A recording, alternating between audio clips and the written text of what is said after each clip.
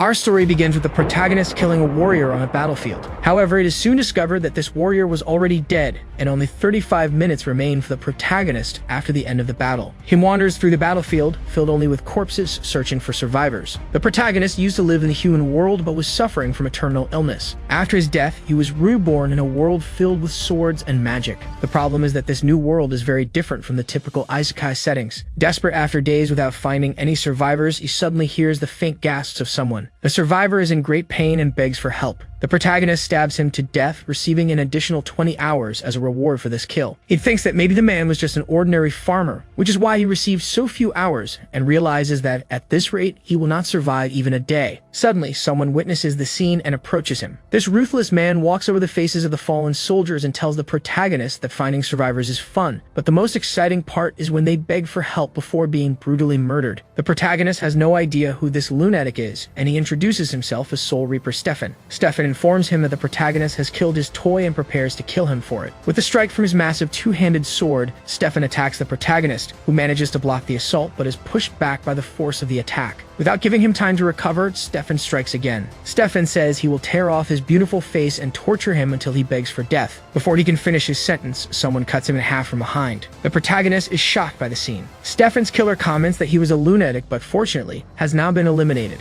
It is revealed that Stefan was a wanted man and mercenaries killed him to claim the bounty. The leader of the mercenaries asks if the protagonist is okay and comments that he was very lucky they arrived in time. Without wasting time, the protagonist grips his weapon, putting the mercenaries on alert and repeatedly pierces Stefan's heart. The mercenaries assume he is experiencing trauma. The protagonist's action was not just for revenge. He earned an extra 100 hours on his remaining time. Then he discovers that Stefan was still alive, which is why the bounty was so high. The protagonist is not a bloodthirsty maniac like Stefan. He kills only because of the timer he received upon reincarnation. When the timer reaches 0, he will die. The only way to extend his life is by killing living people. Even after so long, killing still makes his hands tremble and his heart race. He is not sure if he will be able to keep living this way. The leader of the mercenaries feels sorry for him and invites him to join their troop. One of the subordinates comments that he is just a boy, but the captain reprimands him, stating that blocking Stefan's attack was already an impressive feat. The protagonist then asks if he will be able to kill without remorse by joining the mercenary troop. The mercenary leader states that no one ever truly gets used to killing others. He explains that taking lives is not normal, except for a few perverts like Stefan. However, he promises that the protagonist's life can become easier after earning a lot of money, as well as becoming stronger by staying with a group which is constantly summoned to eliminate threats. The protagonist stands up and announces that he is ready to join them. The mercenaries ask for his name. He introduces himself as Levi, the Soul Reaper. 2 years later, a mysterious person asks the owner of an inn about the Soul Reaper. The innkeeper states that he remembers him well and could never forget him. About a month ago, he encountered him during a territorial battle. At the time, the bald old man was a soldier in Viscount Beer's army. He explains that the Soul Reaper was a knight and that the power of knights is different from magic. These knights are known as chosen humans because they can use ether. The mere presence of a knight on the front lines instills great fear in soldiers. Ordinary soldiers cannot even imitate the movements of someone who wields ether. Against a knight's sword, the poor servants were like cheese, easily cut apart. Even so, they did not flee because they knew they also had a card up their sleeve. The servants relied on Viscount Beer's best knight squad, led by Lord Jackson and composed of 8 knights known as the Grey Mist Knights. The only one capable of killing a knight is a stronger knight. A knight named Nell faced the Soul Reaper alone. Everyone knew of Nell's great achievements and was certain he would defeat the feared Soul Reaper on that battlefield. However, those expectations changed when they saw Nell being sliced in half. No one expected this outcome and silence took over the battlefield.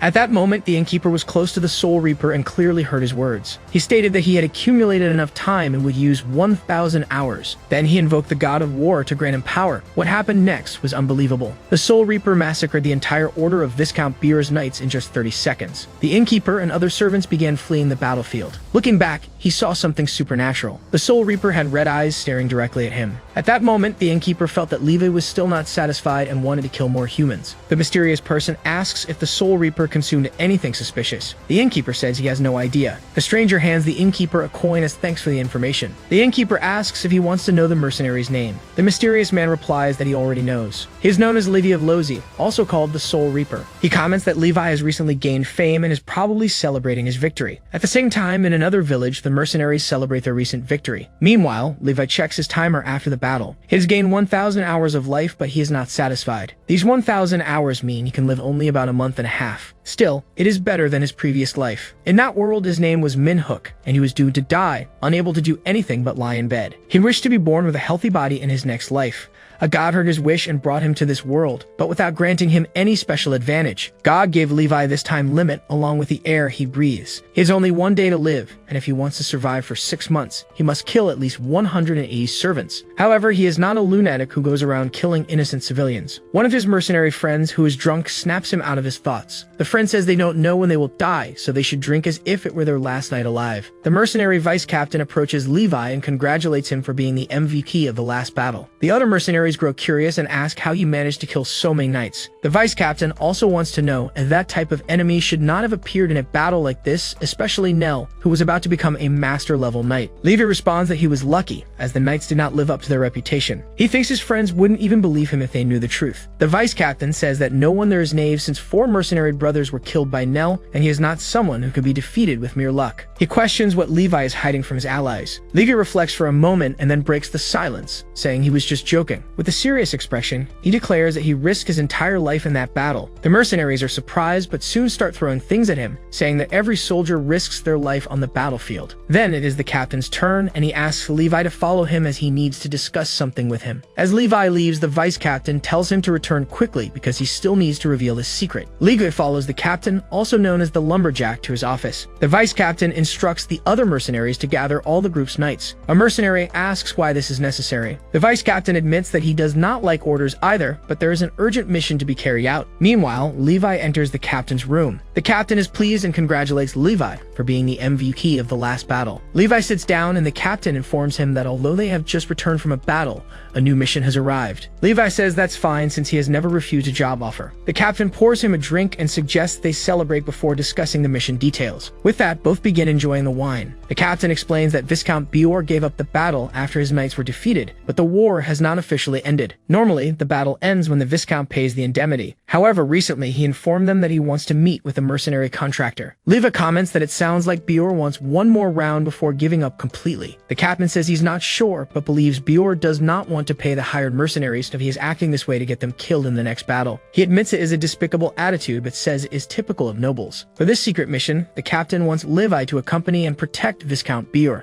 Levi argues that if it is just an escort, anyone can handle the task. The captain explains that Bior is very proud, but Levi's fame surpasses even his pride. Then he hands him a scroll with the mission's address. Captain Terran informs Levi that this mission is quite simple for someone like him, but promises to reward him properly in the end. With that, Levi leaves the room, saying he will complete the mission in a few minutes and that Terran can already prepare his reward. The captain wishes Levi good luck and asks him to be careful. After some time, Levi leaves the tavern, thinking that he fights on the battlefield just to survive another day, while these despicable nobles send people to die just to save a little more money. It's been more than 10 years since he arrived in this world, but he still has not gotten used to the way human lives are treated with such disdain. Levi spots a mysterious figure in the forest and asks if he is Viscount Bior, but he gets confused when he notices someone approaching from behind. Hooded figures surround Levi from all directions, and he senses a bad aura coming from them. Based on their uniforms, they appear to be the Viscount's knights. Levi asks if they have come to avenge their fallen comrades. While drawing his sword, he comments that it is good they are knights because they provide more lifetime than common people. He tries to envelop his sword with ether, but to his shock, he starts coughing up blood. Not understanding what is happening, he speculates that perhaps he was poisoned by the drinks at the tavern. The knights prepare to eliminate him, but Levi is still thinking about warning his mercenary friends about the possible poison. One of the knights says that even the Great Soul Harvester is not immune to ether neutralizing poisons. Levi is surprised to realize that the knight is actually the vice captain of his own mercenary team.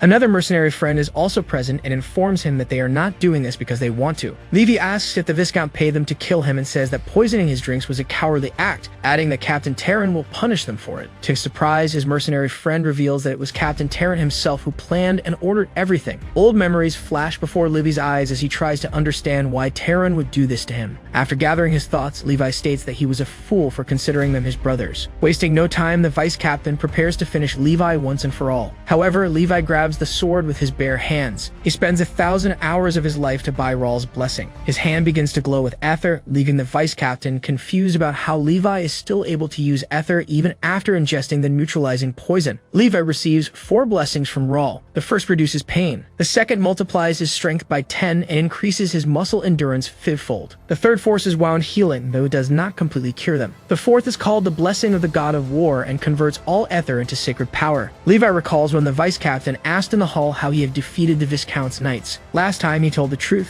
but everyone thought he was joking. Levi breaks the vice captain's sword while stating that he had spoken the truth, that he had risked his life. Levi's eyes begin to glow red and a warning notification appears, informing him that he has only 15 seconds of life remaining. The vice captain gets up and shouts for his subordinates to finish off Levi, since he does not even have a weapon. Mockingly, Levi tells them not to worry about his weapon because in a few seconds he will teleport to the field of the god of war, where several giant swords are embedded in the ground. A new notification appears, informing him that he can use the weapons of the realm while his blessing is active. Levi chooses a sword and another notification pops up, stating that he has selected the battle dagger of Roma with a cost of 4 lives per second. With only 8 seconds remaining, Levi reappears in the real world, holding the battle dagger of Roma. The vice captain is paralyzed at the sight of such a massive weapon in Levi's hands. In just 4 seconds, Levi cuts them all down with his astonishing speed. With only 1 second left before his death, he asks them what kind of human they thought he was while they fought together. The vice captain replies that there is no point in asking emotional questions before dying. After those words, they are all cut into pieces. With their deaths, 500 hours are added to Levi's life. A notification appears, informing him that the battle dagger of Roma and his blessing have been deactivated. Levi starts coughing up blood as the physical overload is temporarily compromising his abilities. He mutters that this power from the god of war is pretty stupid since it only helps him just enough to avoid dying. He is still wondering whether all the mercenaries belong to Terran's group that betrayed him. After so much time together as comrades, there must be at least one person on his side. However, something unusual happens when he returns. He discovers that the tavern where they were staying is engulfed in flames. A survivor emerges from the wreckage and asks Levi what he is doing there. He begs Levi to flee because Captain Terran has betrayed them. He says that Terran made a deal with Viscount Bior but is sliced in half before he can finish his sentence. Captain Terran steps out of the debris and praises Levi for defeating his subordinates and returning,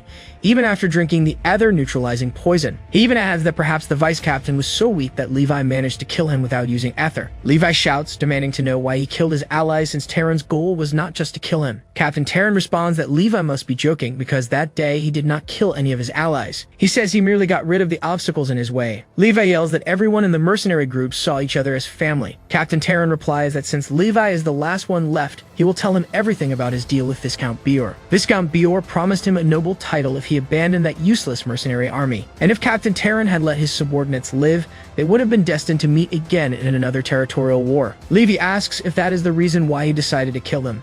Captain Terran praises Levi's work so far but says he could never trust mercenaries because most of them come from the streets. Levi has heard enough and asks Terran if that is all. Without an answer, Levi begins to attack him. He is doing his best to handle Captain Terran without using ether, but Captain Terran is not an easy opponent. Both continue clashing back and forth, using all their brute strength. Levi puts all his strength into his next attack and manages to push Captain Terran back slightly. Captain Terran states that he was going to give Levi a painless death, but his plan has just changed. He wields his long axe infused with ether and informs Levi that he is one of the Levis who made a name for himself in the Holy War 50 years ago. Furthermore, in terms of experience and skill, he's on a completely different level compared to Levi. He tells Levi to watch closely, as this is the ultimate technique that earned him the nickname Lumberjack, a move capable of destroying everything within a 20-meter radius as if they were mere trees. But before he can even shout the name of his technique, Levi cuts him in half with his ether-infused sword. Captain Terran still cannot believe that Levi can use ether even after consuming the neutralizing poison. He dies, uttering that Levi's potential is limitless. Levi looks at the bodies of his mercenary friends who were truly loyal to him until the end. 2 years, that is how long he spent with Terran's mercenary group,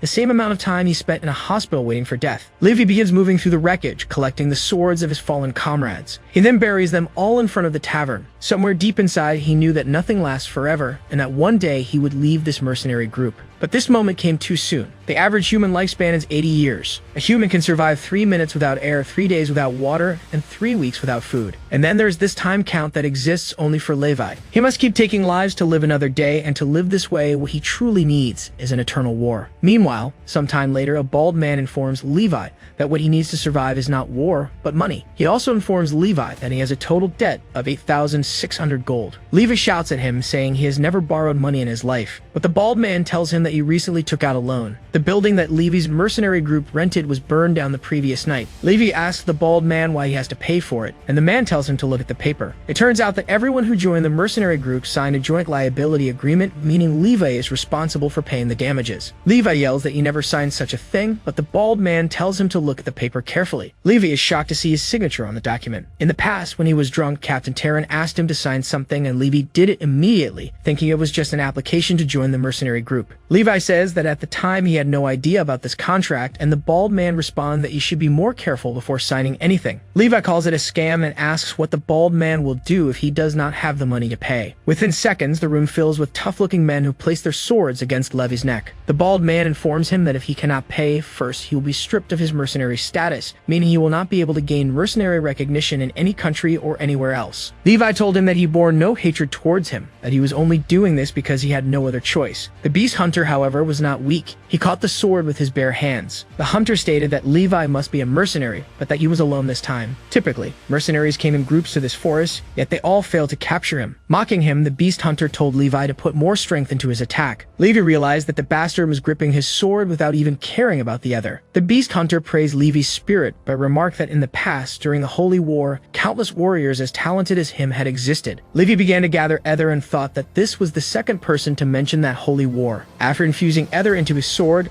Levi launched a swift attack on the beast hunter, only to discover that his ether-infused sword shattered after the strike. Levi looked back shocked, but he had no time to process what had happened as the beast hunter punched him in the chest. The punch was so powerful that it sent Levi flying several meters back. Eventually, Levi crashed into a rock and his mouth began to bleed from the impact. But before he could regain his senses, the beast hunter rushed toward him at an incredible speed. Levi tried to draw his short sword, but he took another powerful punch from the beast hunter. Levi attempted to slash at him with his short sword, but failed, and the beast hunter remarked that he was starting to like his personality. Levi collapsed to the ground, and the beast hunter admitted that he hadn't wanted it to come to this, but had gotten a little more excited than usual. The beast hunter didn't know what to do with Levi. If he left him there, the demonic beasts would devour him. Looking at his hand, the beast hunter noticed he was bleeding. He became excited upon realizing that after so long, someone had finally managed to injure him. He said he had found a rather interesting person in his dream. Levi thought to himself that he hated this world where he had to kill to survive. He said he wandered through battlefields trying to find survivors to extend his lifespan, but if possible, he didn't want to kill these innocent people. Then a voice appeared and told Levi to stop pretending. Even if he had killed only half of those who had died,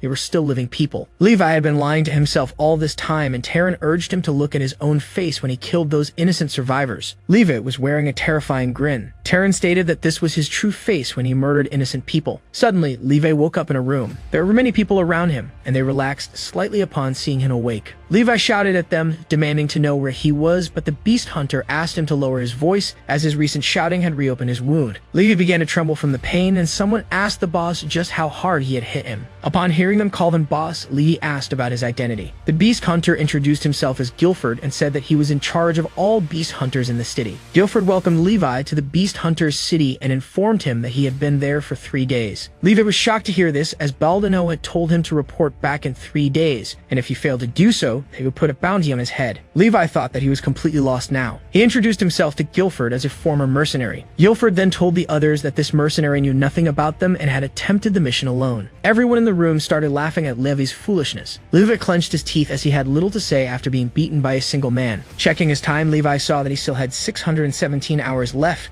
which was not enough to activate the blessing of the god of war Ram. However, if he focused on killing weaker targets, he might be able to accumulate enough time to receive the god of war's power and instantly kill Guilford. But he wasn't sure if he should do it, as he didn't know whether the mission's deadline had already passed after these 3 days. He was deep in thought, trying to decide what to do when Guilford interrupted him, saying that he must have some problems in his life. Levi had previously stated in the forest that he wanted to become a beast hunter, so Guilford asked if he wished to become a member of their city. Levi questioned this sudden display of kindness, considering that Guilford had beaten him up just a few days ago. Guilford responded that he wouldn't let him stay for free. He would have to earn his keep by hunting demonic beasts. The demand for demonic beast materials was quite high. Their meat could be used to prepare a variety of dishes, and other parts could be used as decorations or tools for magical research. Levi thought that demonic beasts gave him plenty of lifespan, and that he could earn extra money, making it a win-win situation. Guilford sensed Levi's interest and said that they would have to conduct an entrance test for him. He pulled out a poster of a demonic beast and informed Levi that a stone demon monkey lived in the western part of the forest. Although Levi wasn't skilled in combat, he should be able to defeat one. Levi thought it would be easy,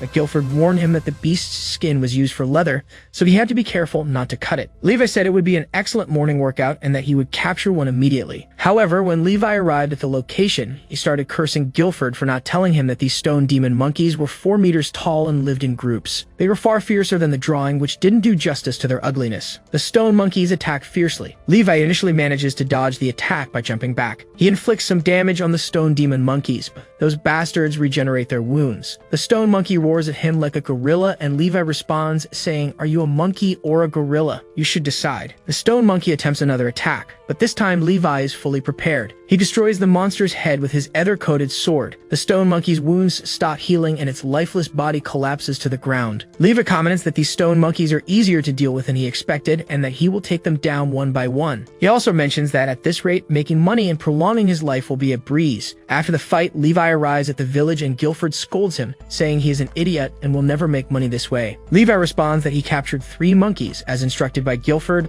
but the latter challenges him to think about how he plans to sell their hides since they are covered in marks. Guilford explains that stone monkeys lose consciousness when their necks are cut, and if their bodies are already injured, it is necessary to wait for them to regenerate first. Levi says that this isn't too difficult, he just needs time to adapt to the approach and mindset of a hunter. Guilford warns that starting tomorrow, Levi will begin learning how to hunt beasts with David. If he isn't useful to the group, he will be expelled. 2 weeks later, Levi returns with 2 stone monkeys whose hides are intact. Guilford praises him for capturing them in perfect condition. Slowly, Levi is getting used to the place. The cook teaches him how to dismember the beasts and then prepares a stew for him. At first, Levi is hesitant to eat a demonic beast, but he gathers his courage and swallows everything at once. However, something surprising happens. He can barely hold back the urge to vomit because the taste is beyond disgusting. Even the hunters who have lived in the forest for a long time cannot get used to the horrible flavor.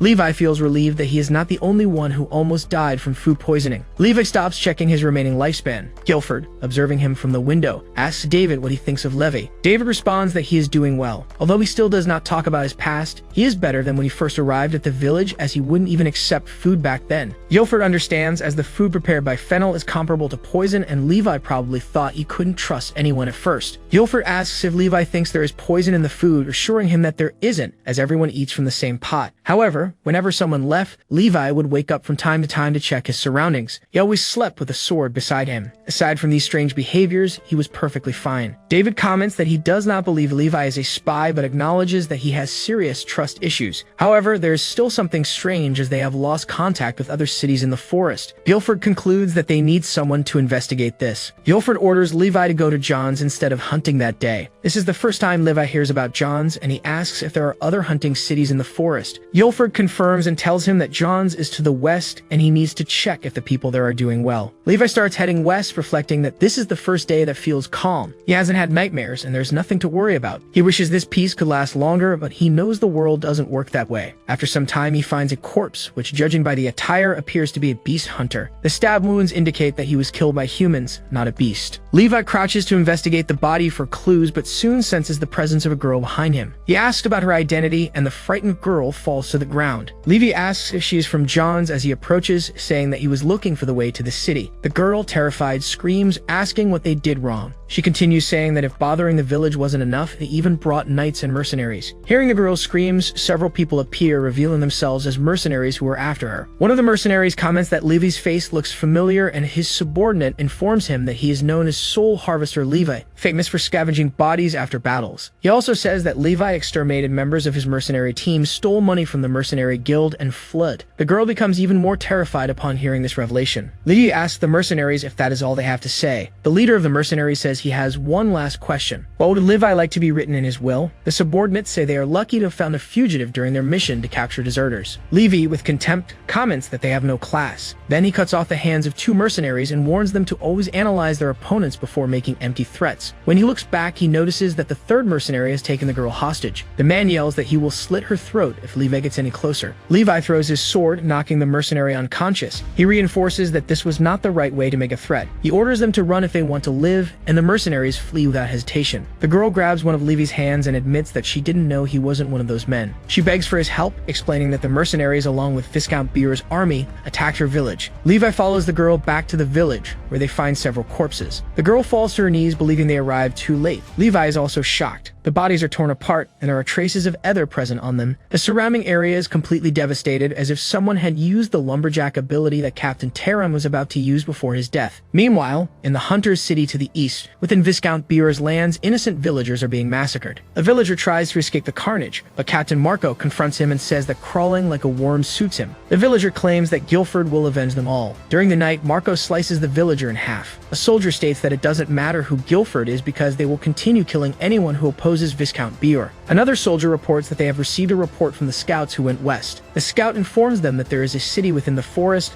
and that there was a battle with someone called Soul Harvester. Captain Marco already knows Levi, the Soul Harvester. He says it's even better that Levi is there and he needs to meet him at least once. Levi returns to the village to report everything that happened at the western outpost. He also informs them that the magnitude of the enemy forces is different this time since the Viscount recently hired many mercenaries for battle. This Viscount has already lost a lot in territorial battles, but now that the wars have ended, he is using everything he has left to attack these small towns. Guilford says they have frequently been attacked by massive armies before, but none large enough to make the cities fall. He states that this time he will capture them all alive. Levi asks why he wants to capture them alive instead of killing them. Guilford explains that they are beast hunters and do not kill humans intentionally. Levi agrees but warns that they need to be careful because there is a very strong mercenary among them. If it is the man he knows, it will be a difficult fight. Guilford assures him that he will be careful and asks about the girl with Levi, wanting to know if she is his companion and if she knows how to fight. The girl responds that she has never fought while in John's. Guilford informs her that he will assign her a non-combat role, a specific task that will suit her well. During the night, Captain Marco and his soldiers arrive at Guilford's village. Levi and the girl are there acting as bait. The girl is still scared and asks Levi if acting as bait to attract attention is really the right role for her. Marco informs his subordinates that the enemies are obviously trying to divert attention with a bonfire near the village using bait. They approach slowly. A mercenary advances and tries to kick Levi while asking about his accomplices. Before he can attack, his leg is cut off and he falls to the ground screaming like a girl.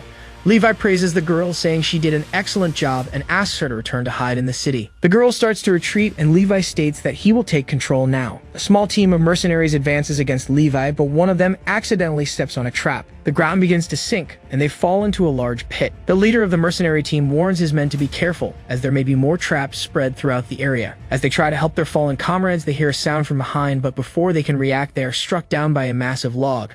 Another team of mercenaries tries to escape but also gets caught in a huge net of ropes. Guilford comments that soldiers these days are really stupid. He thought only a few would get caught, but they keep falling into the traps. Suddenly, he spots the knight Levi had warned him about, wielding a long hatchet. Marco shouts to his men, saying they just need to cut the ropes with their knives. Before they can act, Guilford kicks them hard, preventing them from doing anything. He explains that if they cut the ropes, they will fall into the pit trap. Guilford calls out to Levi, warning that the man they discussed is heading his way. Captain Marco is stunned for a second by this revelation. When he realizes Levi is there, it is already too late. Levi is behind him. Before Levi can attack, Marco retreats and blocks the sword strike just in time. They continue fighting intensely, using ether. Levi initially thinks that Marco is turned since his axe fighting style is identical, but Marco is a bit faster. Levi asks if he is not turned, which enrages Marco. Marco shouts, asking how Levi dares to mention that name in front of him. Suddenly, a monster appears behind Marco, surprising him by the presence of a demon beast in that location. The route where the soldiers were trapped is now blocked by demon beasts.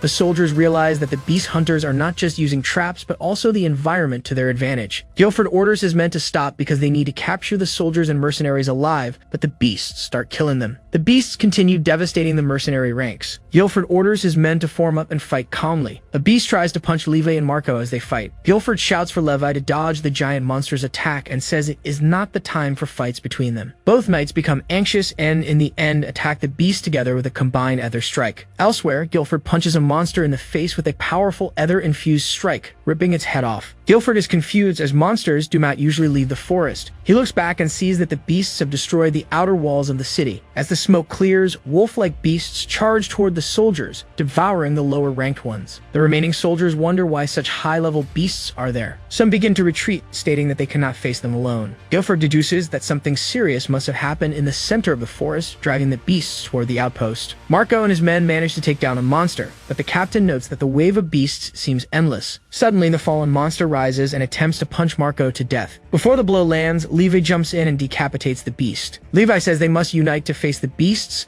and informs Marco that the monsters will keep regenerating unless their heads are cut off. Marco replies that even without the warning, he already intended to decapitate it. Both prepare for the next wave of beasts. Levi tells Marco not to die yet as he still has unfinished business with him. With that, Levi charges at the monsters. Marco begins integrating his weapon with Ether, preparing for a powerful attack. In just a few seconds, he cuts the monsters into tiny pieces and even attempts to strike Levi, who dodges in time. Now Marco prepares to face Levi again. Levi tries to attack him through the smoke, but Marco dodges. However, Levi manages to knock Marco's helmet off. Levi warns him that this is his first and last warning. If he tries to attack him from behind again, he will die. Marco's helmet falls to the ground. Marco says it is unexpected to receive a warning from the infamous Soul Harvester. Levi feels relieved to realize that Marco is not Turn. Marco, in turn, says he has a question. He asks if Levi's father never told him about his son. Levi questions who his father is, and Marco informs him that he is the son of Turn, the man Levi killed just a few weeks ago. Levi is surprised as he had no idea Turn had a son. He asks if Marco seeks revenge. Marco replies that he is not there for revenge. On the contrary, he is grateful to Levi for eliminating that trash. Suddenly, the ground beneath the trap begins to tremble. Something explodes below, and everyone in the pit is launched into the air. A new monstrous beast is revealed. A soldier pleads for help as the beast is about to swallow him whole, but Guilford saves him with an ether-infused punch. The soldier asks why Guilford saved him since they are enemies. Guilford responds that if the soldier still has energy left, he should help save his allies because there is no place left to retreat. He states that they must save as many people as they can. Levi yells at Guilford, saying he has gone mad. Those people are enemies and useless, even if they save them. Guilford replies that a human should not be judged by their usefulness, and that they do not need a reason to save other humans. Levi is surprised but acknowledges that Guilford is right. Saving others despite their differences is considered morality in the human world. Although Levi has never seen this work in either his past life or this one, Guilford is the first true knight he has encountered in this world. Marco says his boss does not know how to use people and questions why the strong must sacrifice themselves to save the weak. He argues that in situations like this, having the strong solve the problem is the best way to reduce casualties. Marco charges his two-handed axe with Ether. Levi tells him to wait. If he uses that ability here, all his subordinates will die too. Marco smirks with disdain and replies that he already knew that but considers it the best solution to save many lives. He activates his ability, but Levi blocks the attack with his sword. The knights push their Ether against each other in a fierce battle. Levi accuses Marco of not caring whether his allies live or die. Marco responds that he has never tried to kill his allies, but they are merely tools and tools must be used when necessary. Marco questions why Levi is acting this way, asking if he suddenly developed empathy after killing people like grass on the battlefield, including his own allies, becoming an expert in assassination. Levi admits that Marco is right. He knows nothing about Guilford and has no obligation to save people who came to kill him. Immediately after, Levi mercilessly cuts off Marco's hand and informs him that, as he himself said,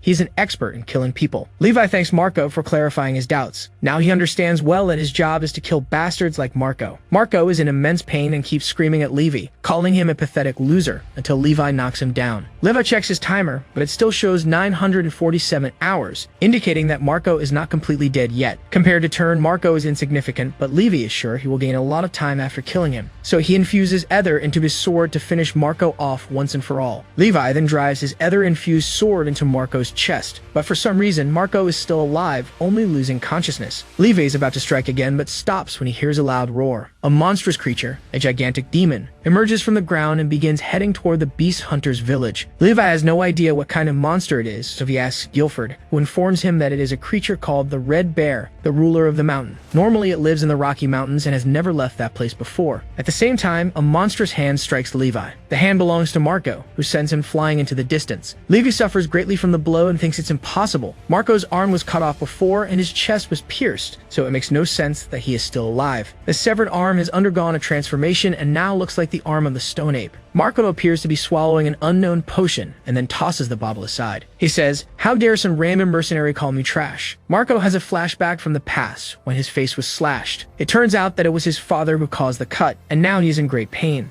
Turn says, Marco, you're trash. You couldn't even block that slow attack. You would have died if this were a real battlefield. Marco bleeds from the cut and asks his father if he's insane, planning to crush his own son's head. Turn orders his son to stop whining and get up. If he doesn't want to stand, then he should just die like trash. Years later, some random knights under Viscount Beer's command call Marco a useless bastard behind his back. One of them says that the son of an Aimer mercenary became a knight, but they are sure his skills are weak. They explain that Viscount Beer only accepted this trash because Marco's father sold out his mercenary allies to him. They continue mocking him, which enrages Marco. Sometime later, Marco is captured and brought before the Viscount to answer for a serious offense. It turns out that Marco killed the two knights because they spoke badly about him behind his back. Viscount Beer asks why he did it. Marco remains silent, which irritates the guards, who pressure him to respond to the Viscount. They keep pushing until he finally speaks. Marco asks the Viscount what his family's knights have done so far that all died on the battlefield, where the Viscount's name was on the line. How can these people judge him? The Viscount says Marco speaks as if things would have been different if he had been on that battlefield. Marco responds that he is certain he is worth more than those knights because he is strong, and he just killed two of the Viscount's knights with his own hands, proving his point. Viscount Beer calls him a fool and an arrogant bastard for doing this to prove his worth, but then praises him, saying that is exactly how a true warrior should be. After that, the Viscount names Marco as the son of Turn, the leader of all the knights under his command. A few days later, Viscount Beer informs Marco that his father was supposed to be the new leader of the knights. Marco asks if that is the reason why he was given this position. The Viscount responds that it is not the only reason, but reveals that Captain Turn died a few days ago. Marco asks how his father was killed. Viscount Beer is not sure, but the entire mercenary troop was wiped out, except for one man, the sole harvester, Levi. Marco smiles, feeling satisfied since he is gaining many benefits thanks to Levi. Not only did Levi get rid of those high-ranking knights, but he also took care of his father. Viscount Beer is slightly skeptical since Marco just learned about his father's death, yet he does not seem sad. Marco says that his father used to say that people would die like trash if they weren't strong enough, and now, based on his own words,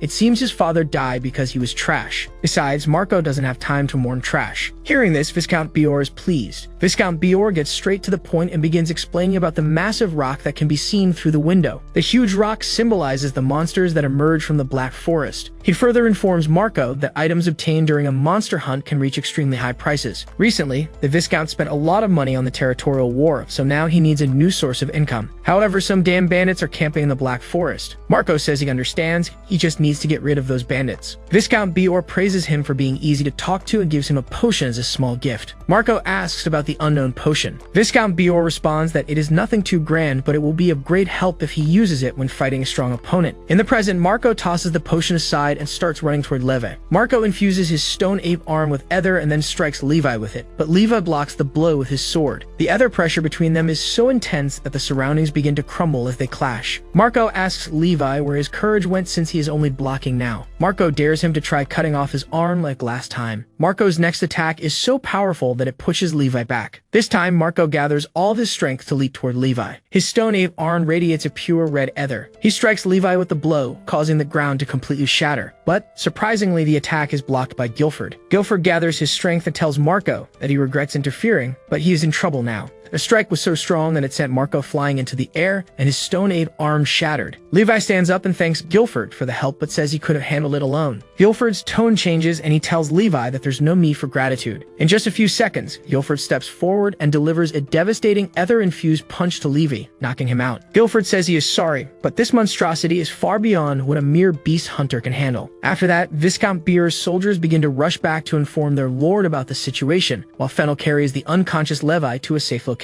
A hunter asks Guilford if Levi will be furious when he finds out what happened here, and if he might end up hating them. Guilford replies that this is not a situation where they can ask for help from an outsider. It's up to them to deal with it. A horrible tragedy will occur if this demonic beast leaves the Black Forest. Guilford warns the other hunters that even if they all die, they must buy as much time as possible so the city can escape. Half a century ago, the god of chaos and his army arrived to invade the continents. Everyone on the continent united against him and waged a great war, which would later be called the Holy War, to stop the invasion. Different species came together and eventually won the war. However, after the war, most races except humans were wiped out, and soon after, unknown demonic beasts began appearing all over the continent. The protagonist of the Holy War, Emperor Troyson, ordered the nobles to share responsibility for the problems caused by the demonic beasts. The records show that countless knights volunteered to manage the places where the demonic beasts appeared, but in reality, they were forced to do so by the Emperor. At that time, a knight named Guilford stood up and asked the Emperor, "You just said that the nobles should be responsible, but why are the young knights the ones being sacrificed? Does the emperor really want this? The emperor remains silent, not answering Guilford's question. The high priest asked Guilford if he would like to take on this mission in place of the young knights. From then on, Guilford began living in the forest as a beast hunter, but he didn't regret anything. Even if he died that day, he would at least kill one great demonic beast before his death. After that, Guilford and his knights began to face the lower-level demonic beasts running toward them. Guilford commented that he had expected this, but the waves of demonic beasts were becoming endless. They had not yet dealt with the lower-level beasts, and the owner of the mountain was almost there. Guilford could feel the unknown, repulsive, but fierce aura emanating from the mountain's owner. On the other side, it wasn't as sinister as the gigantic demonic beast, but he could feel the same aura coming from other demonic beasts as well. A pack of demon wolves was almost upon him, but he easily tore them apart with his ether-infused fists. Then he faced a small pack of stone monkeys. Guilford reignites his fists with ether and then shatters them as well. After that, he heads toward the gigantic demonic beast. Now he is sure that the cause of all the madness of the smaller demonic beasts is this gigantic beast. Guilford doesn't know what kind of aura this beast is using, so to investigate it, he delivers a powerful ether punch to the creature. In a single strike, the front of the beast's body is destroyed, revealing a massive red gem inside. Guilford approaches the core, and just as he is about to destroy it, the gem begins emitting a huge flash of light, resulting in an enormous explosion visible from miles away. Fennel says he is not sure what that explosion was, but he hopes his boss is okay. At the same time, Levi wakes up from his sleep. He asks Fennel where he is and where he is being taken.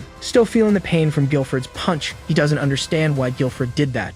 Fennel is confused about how Levi woke up so soon, and Levi asks if he thought he would stay knocked out for 4 days like last time. Fennel says there's not much time to explain, so Levi must listen carefully. He begins to explain that the huge red beast Levi saw is called the Red Bear. It uses ether stored in a magic stone embedded in its chest, and its size is so large that it is classified as a catastrophic level beast. Guilford was the one who ordered Fennel to escort Levi out of the forest. Levi tries to go back to help Guilford, but Fennel tries to stop him. They are allies, and Fennel is about to tell Levi that if he kills a few more lower-level demonic beasts, he can use his true power, but Fennel begs him to evacuate the people from the forest and orders him to inform the Empire about this catastrophe. He was about to tell Levi the true purpose of forming his association, but his hand is cut off. His blood splashes onto Levi's face. There is a hand behind him that seems to belong to a stone beast. This incident shocks Levi. The hand belongs to Marco, who is slowly transforming into a stone beast, and he tells Levi that it's a shame Fennel interrupted, as he would have been able to pierce Levi with that last attack. He grows enraged as he says that this is the fate of the weak, as their lives exist only as stepping stones for the strong. Levi holds Fennel, who is dying. Fennel is still conscious, but he cannot speak much and tries to tell Levi to flee with his last breath. Levi places the dying Fennel on the ground and tells Marco that he's right, as the lives of the weak truly exist for the strong. He then pulls out his sword and, without wasting time, stabs it into Fennel's heart before he can die on his own. Marco starts laughing loudly with excitement, thinking that maybe Levi is like him. But before he can say anything else, Levi tells him that he only wants to clarify 2 things. First, he didn't kill Fennel to give him a painless death. Before he can continue with the second reason, Levi stabs Marco with his sword, and the second reason is that he doesn't need to worry about himself, because neither of them stands a chance against the other at this moment. With that, Levi cuts Marco in 2 and tells him not to be sad, as his life will now be much more valuable. The remains of Marco after Levi's attack are quite horrific, as he was completely annihilated. Levi says that he was like a stone monkey and can no longer regenerate because his head was crushed. The time he gained after killing Marco is equivalent to killing a ton of stone monkeys. Levi still doesn't know how Marco obtained the power of the monstrosities, but now there is something more important for him to focus on. It seems that the fight against the Red Bear is in full swing. Poor Fennel wanted to say goodbye to him, but it looks like he'll have to delay that wish for some time. With that, Levi begins running toward the Red Bear's location. He used this skill at the cost of Fennel's life, so he can't stop now. On another front, Guilford has been pushed back quite a bit. Guilford says it would have been dangerous if he had been even a little slower. Now he's wondering if it's possible to kill this monstrosity. The Red Bear lets out another loud roar. Guilford tells his men not to be afraid and to attack together. All the knights charge toward the Red Bear. They attack the Red Bear with their ether-infused strikes, but something feels off because they don't feel like they're causing any damage to its body, and the lower half of its body is turning into a slime-like substance. A new type of small monster, a worm beast, emerges from the Red Bear's skin and leaps toward the hunters. The hunters begin to be defeated, one by one, as more of these worm monsters emerge from the Red Bear. Guilford shouts for everyone to retreat as the Red Bear is changing its body. The Red Bear is undergoing a bizarre transformation, which is uncommon for a species. The hunters were trying to escape, but a new horde of war monsters charged toward them. They are faster than the hunters and have no chance against the worms. The monsters attack, but Guilford, being a veteran knight, unlike these hunters, has already witnessed this phenomenon in the last Holy War. He's certain that the strange energy emanating from the red bear's body is the cause of its abnormal transformation. They can't win if the large red gem isn't broken, so Guilford begins running toward the red bear. The worms try to immobilize him, but he manages to dodge their attacks. However, one of the worms is quite fast and manages to scratch Guilford's head. The worms seize the chance and try to swallow Guilford all at once, but he won't fall without a fight. Guilford uses a powerful ether attack to tear the worms apart in two.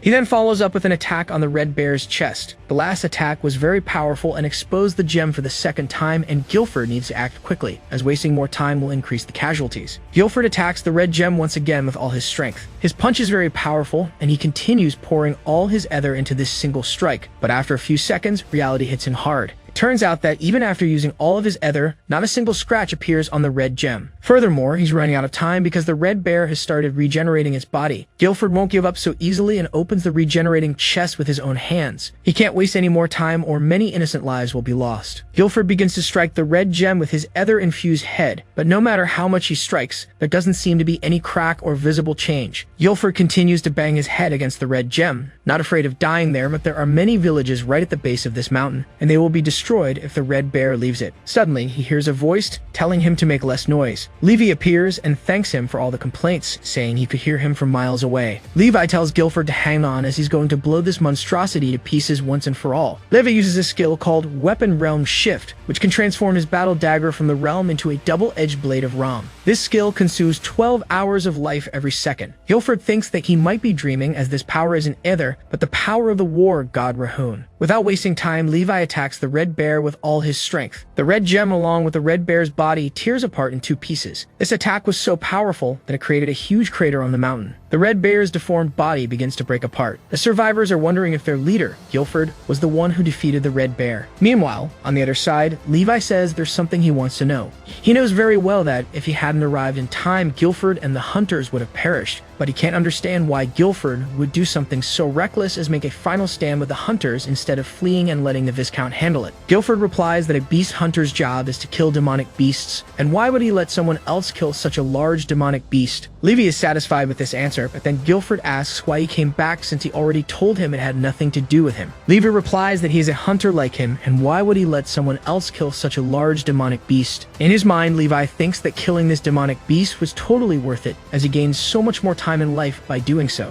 Guilford starts laughing at Levi for shamelessly pretending to be a beast hunter with his mediocre skill. Guilford says that Levi isn't a good beast hunter because he just destroyed such a large demonic beast without leaving any materials behind. Levi asks him to teach him well so that this doesn't happen again. Guilford says he will teach him well starting tomorrow morning, and Levi replies that he's looking forward to it. But suddenly, Levi falls to the ground. Guilford asks if he's okay, and Levi replies that he's not. Levi is thinking that this happens every time the war god's buff wears off, and this time there's something new making a beeping sound.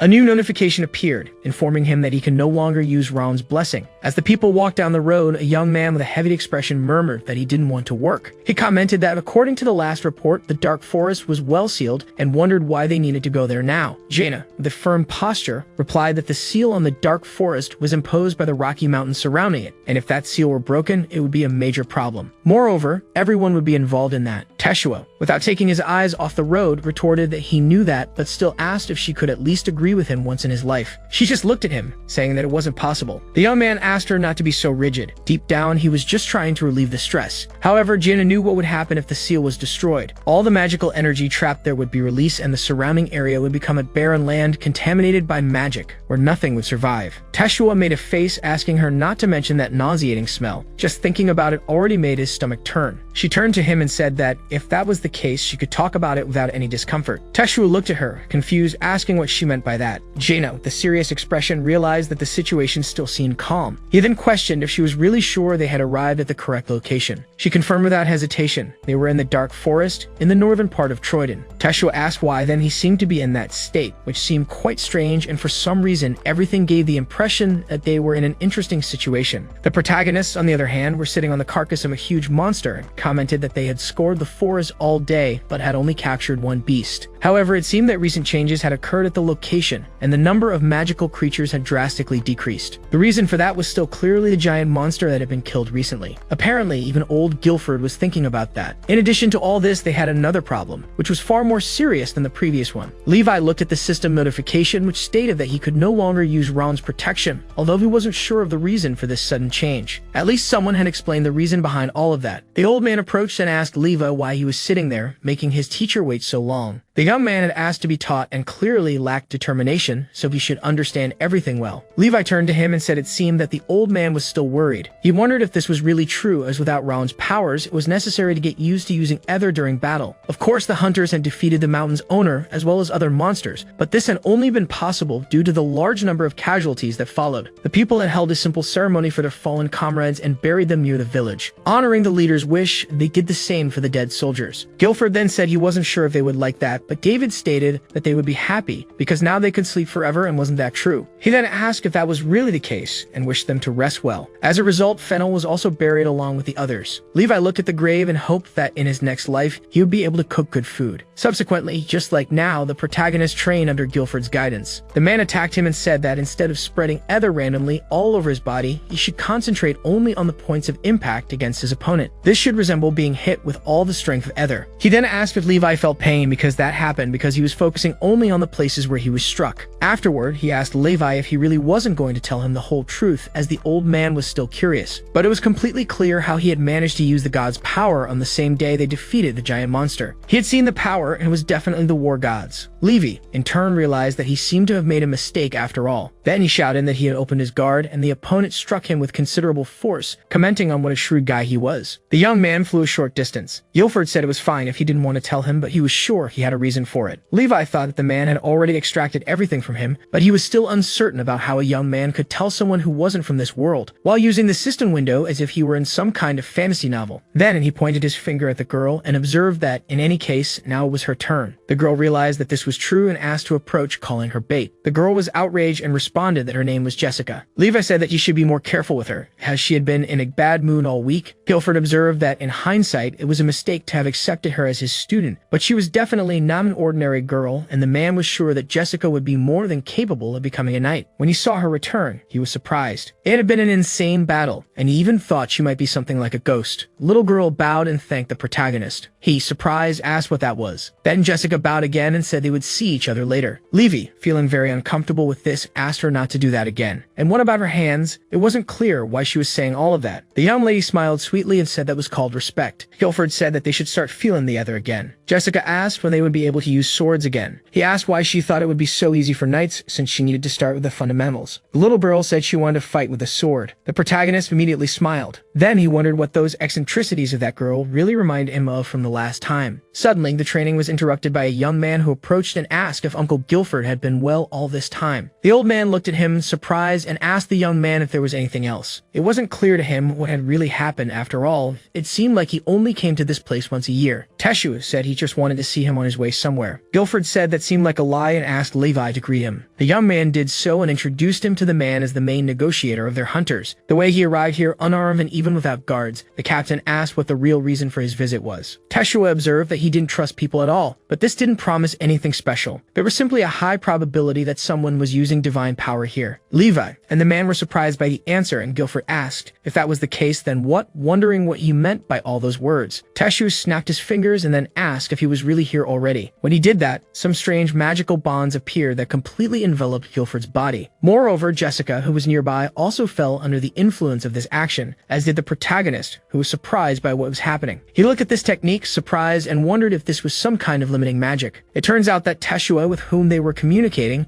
was a mage capable of defeating everyone at once. Teshua apologized for being a little rude. It was simply that this seemed to be a really important issue. Guilford shouted for him to release him immediately. Then Teshua asked him to listen carefully to what he was about to say. He asked more if it was correct that they had recently found a large stone in the shape of a crystal. He didn't know what would happen, but this crystal was called a sealing crystal. As a result, it turns out that this stone could only be destroyed using sacred power, but someone had destroyed destroyed it. That's why they came here, just to check if there was any sacred power. Guilford became very angry upon hearing all of this. Teshua said that if it wasn't a divine ability but pagan one, they would deal with it immediately. Guilford observed that if it could only be destroyed by divine power, and he knew so much about it, in the end it seemed that this wasn't the first incident of its kind. The young man thought for a few moments and then stated that there were a few others similar to it, but Guilford wondered why he hadn't notified them about this yet. After all, if he knew it could only be destroyed with the aid of divine power, the hunters wouldn't have suffered so many losses in this battle. All of this could only mean that Teshua could have prevented all of this before it happened. Teshua smiled and said that this was indeed the case because he knew this would happen. So it was precisely because of this situation that he hadn't said anything, because then he would have lost the location of the demonic monsters. Guilford laughed at this and said that if he was the location, that it was correct. Teshua also laughed and said that this was true, because there weren't many places where you could get them. But when he said that, he felt something strange and looked ahead. When he was stunned, Guilford was already running toward him with his fist raised, very angry, saying he was a scoundrel. Teshua tried to ask him to wait as he refused to use violence, but the man didn't stop and continued his fierce attack against his opponent. Although it happened that his strike was blocked by a dagger, which for some reason was transparent. This was done by Gina, who commented to Teshua that she had told him many times to think before speaking. Guilford's fists stopped abruptly, and he stood still after the attack. Levi watched that and wondered if she would really be able to block the blow of such a strong man. He noticed that her sword, made of ether, reflected the attack. As an older man, he clearly remembered that only one family on the continent used this technique. She was part of the Espada's shell family, famous for being the family of the laziest sword in the world. The woman referred to herself as the third best sword in the empire, although she hated being called that. The old man, laughing, asked if she really didn't mind the nickname or if she felt uncomfortable with it. After that, he advanced again as if he wanted to test what she had to hide. On the continent where the protagonist lives, there are 8 main families of swordsmen, and only 3 of them are trusted by the emperor himself. The first sword is called Thunder Raven, famous for being the sharpest in the empire. The second is Mistman, known for its darkness and weight being the heaviest sword. And then there is the third sword, famous for creating as many swords as they want in their own way. Guilford advanced again and destroyed his opponent's weapon with his fist. She was from a family known for using ether to create temporary weapons, but when this happens, they lose the freedom of movement. Gina then summoned her weapon and went on the attack, also using ether,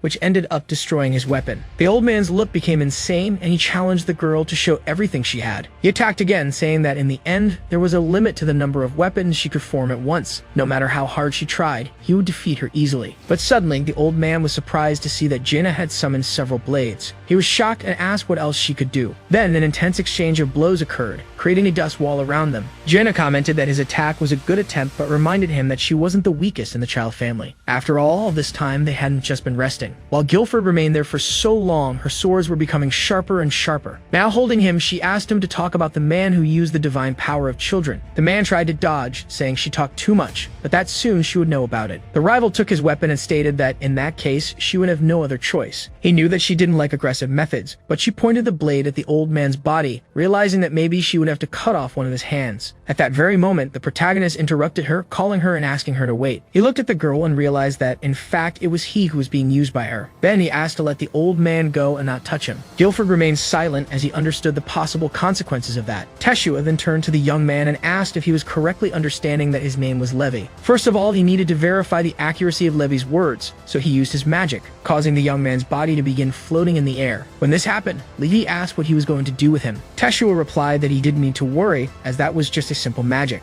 Then, a magic circle appeared in the air from which a hand emerged. Teshua explained that, in fact, he would just pass through Levi's body and nothing more. He added that depending on the type of energy this person used, it would always leave traces of it. After a few seconds, he felt something strange in his mind, as if someone was penetrating his body. Immediately, he thought it was discomfort, as if the energy were traveling through his blood vessels. Then he wondered if that could really be magical power. Moreover, he asked if all mages lived like this, with this energy flowing through their bodies. Teshua, after a while, stated that it was indeed impressive. Soon, the magic that was holding the young man began to slowly disappear. The mage announced that the test was working and that it had finished. He could now lift the restrictions and let them go. Then he turned to Gina and asked her to release them all immediately. The girl bowed and apologized for her previous rudeness. However, the old man realized that her words didn't match her actions. Next, Teshua turned to Levi and asked if they could talk for a while. Levi asked if there was still something to discuss, and if so, why not do it right there? Teshua approached and said that this could be problematic. If his assumption was correct, correct, you would be from another world. The protagonist became discouraged upon hearing that, as he hadn't expected anyone to know about it. So they went to the side, and the mage explained that the sealing crystal was created after the Holy War to contain the demonic forces and prevent them from spreading. As a result, many of these stones were scattered across the world, and one of them was, or rather had been, in a dark forest. But somehow the rocky mountain was destroyed and the crystal evaporated without leaving a trace, all happening at the same time. Levi asked if he had really followed them just to tell this. The mage just wanted to emphasize that a great force was needed to destroy this sealing crystal, since divine power is required for such a feat. But he questioned why Levi didn't use that power. After all, he was a knight who could use ether. Levi asked if there was any problem with that. Teshua looked at him and said that these were significant problems, because usually divine power cannot coexist with ether. That's why most people didn't even know about the use of divine power as ether. After that, Levi understood what the problem was. He then remembered that before he had already begun to suspect this, because the warning said that ether turned into sacred power as time passed. Many people, when the young man used this power, wondered what was happening, as he should be using ether.